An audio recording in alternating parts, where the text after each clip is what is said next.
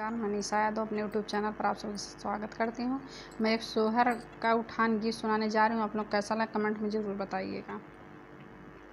कांवर में उठे दर्द राजा डॉक्टर बोलाई दा। कांवर में उठे दर्द राजा डॉक्टर बोलाई दा।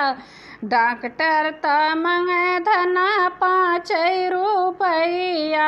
डॉक्टर त मंगे धना 5 रुपया। 25 दई देब राजा डॉक्टर बोलाई दा।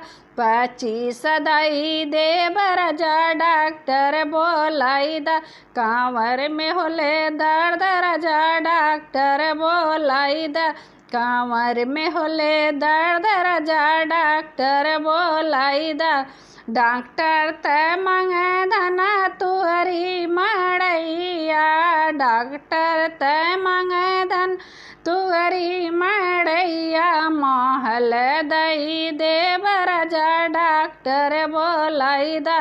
महल दई देब राजा डॉक्टर बोलाई दा। कांवर में होले दर्द राजा डॉक्टर बोलाई दा।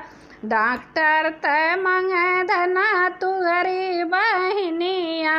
डॉक्टर त मंगे धन तुअरी बहनिया। ननद दई देब राजा डॉक्टर बोलाई दा। ननद दई देब राजा डॉक्टर बोलाई दा। कांवर में होले दर्द राजा डॉक्टर बोलाई दा।